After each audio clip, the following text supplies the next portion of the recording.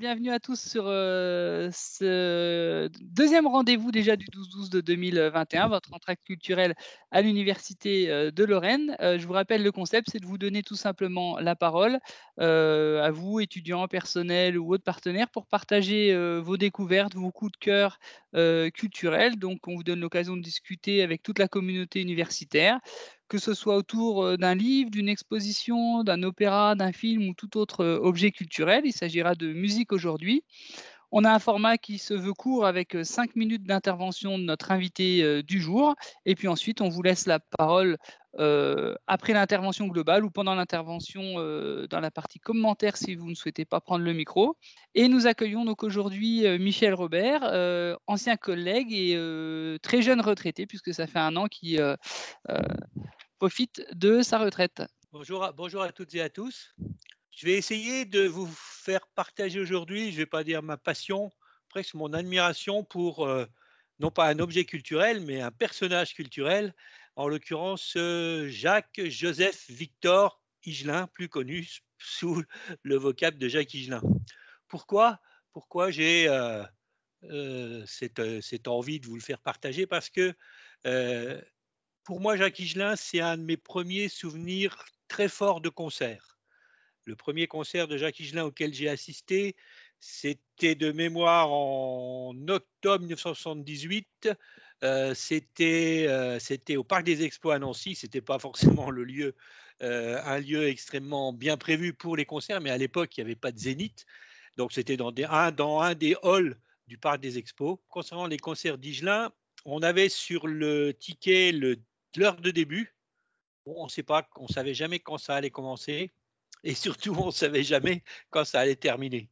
Parce qu'une des caractéristiques d'Higelin en concert, c'est une énergie phénoménale. J'ai jamais vu un artiste qui faisait autant participer le public. Et puis, c'est aussi des délires verbaux qui sont exceptionnels. Il partait dans son délire à lui, et c'est ça qui faisait le charme des concerts. C'est aussi des versions des chansons qui sont très différentes de ce qu'on trouve sur les disques en studio. Je pourrais vous transmettre quelques liens, soit de concerts, soit d'articles qui sont relatifs à Higelin. Il y en a un que j'ai retrouvé dans les archives de l'Est républicain qui date de 2013. C'était un concert qu'il a fait dans le cadre au Parc de la Pépinière. Et puis le titre de l'article de l'Est républicain, c'est Higelin un peu énervé sur les bords.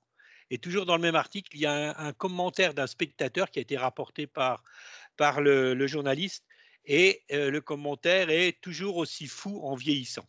Bon, ça résume quelque part l'idée que j'ai, ou tout au moins le sentiment que j'ai pour Higelin. Peut-être qu'il y a des raisons plus personnelles qui me font toujours apprécier Higelin. Son père était cheminot, le mien aussi. Il est originaire d'Alsace par sa famille paternelle. Pour moi, c'est de l'autre côté de la montagne. Et puis, il a aussi fabriqué des disques, pas très loin d'où je suis actuellement. Donc, il a fabriqué des disques dans la ferme studio de quelqu'un qui s'appelle Rodolphe Burger, qui est installé à Sainte-Marie-aux-Mines. Donc, c'est à vol d'oiseau, c'est à 10 km d'ici. Et simplement, je vous cite un extrait d'un article justement de Rodolphe Burger qui est passé sur France 3 à l'issue, au moment du décès de Jacques Higelin. Donc Rodolphe Burger qui dit « Je me souviens d'un festival en Bretagne, en parlant d'Higelin, il est arrivé de très mauvaise humeur et puis au contact des gens, il s'est transformé. D'un coup, il ne voulait plus partir. C'est quelqu'un d'absolument unique. Je n'ai jamais rencontré d'équivalent dans son fonctionnement, dans ses personnalités. Le dernier disque qu'ils ont fait ensemble, on savait que c'était le dernier, parce que depuis les années 2010, il y avait quand même des infos qui mettaient en évidence que son état de santé n'était pas phénoménal. Et toujours Rodolphe Burger dit, sur certains titres, je pense qu'on a capté le meilleur de Jacques Higelin, la partie la plus folle, la plus psychédélique. Le dernier disque qu'ils ont fait, c'est un disque qui s'appelle Higelin 75. Et moi, c'est un des disques d'Higelin que je préfère. Je dirais c'est presque le disque d'Higelin que je préfère, parce qu'on trouve à la fois une maturité dans sa façon de chanter, et on retrouve aussi les délires verbaux que j'évoquais au départ. Enfin, le disque en lui-même est de couleur orange, il n'y a pas d'autres informations. Et puis dans le livret qui est associé, il y a un certain nombre de notes, de dessins qui sont, je pense, caractéristiques de Jacques Higelin. Higelin, ça a été aussi pour moi quelqu'un qui m'a permis de redécouvrir Boris Vian, parce que dans ses premiers disques en particulier, quand il travaillait avec Jacques Canetti, tout début de sa carrière, il a repris des chansons qui étaient pour certaines des originaux de Boris Vian. Il m'a aussi fait redécouvrir Charles Trenet. Deux de ses 3 enfants sont également dans le monde de la chanson, en particulier Arthur, H et Isia.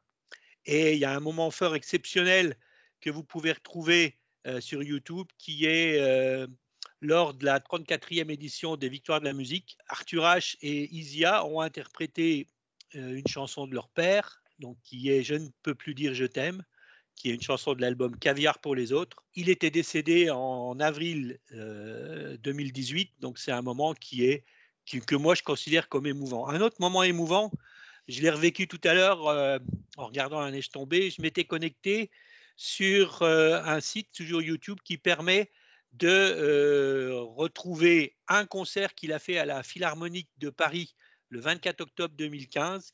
C'était un concert donc, avec l'Orchestre Philharmonique de l'Île-de-France pour célébrer ses 50 ans de carrière. Et j'ai trouvé que c'était extrêmement pathétique parce qu'effectivement, il avait vieilli, Higelin. Et en plus, comme dans tous les concerts, il y avait des écrans qui lui permettaient d'avoir le texte de ses chansons. C'était pathétique parce que lui, on voyait bien qu'il faisait l'effort pour aller lire sur les écrans et peut-être qu'il avait quelques difficultés mémorielles. Donc c'était aussi un moment extrêmement intéressant. Et puis je voudrais conclure en lisant l'hommage qu'a fait France Musique lors de son décès. À la fois génial et libre, Jacques Higelin était l'incarnation de l'artiste dans sa plus belle expression. Il a une carrière multiple et protéiforme, touchant à tous les styles musicaux populaires. Aucun de ses 20 albums studio ne ressemble au précédent et le ton de ses chansons n'est pas daté. Bon, je ne sais pas ce qui restera dans le futur de la production musicale d'Higelin. C'est plus de 20 albums studio. C'est un certain nombre d'albums en concert. Mais moi, que ce soit des vinyles ou des CD, je prends un vrai plaisir à les réécouter. Voilà, j'espère que je vous ai fait partager ma passion pour Higelin. Merci Michel, je crois que on va laisser les gens écouter un petit peu d'Higelin cette semaine avec la neige qui tombe, et puis on se donne rendez-vous sur d'autres 12-12 pour d'autres découvertes, je crois musicales également. Je vous souhaite un bon appétit, une bonne après-midi, à lundi pour le prochain 12-12. Merci à tous, bonne journée. Faites attention à vous.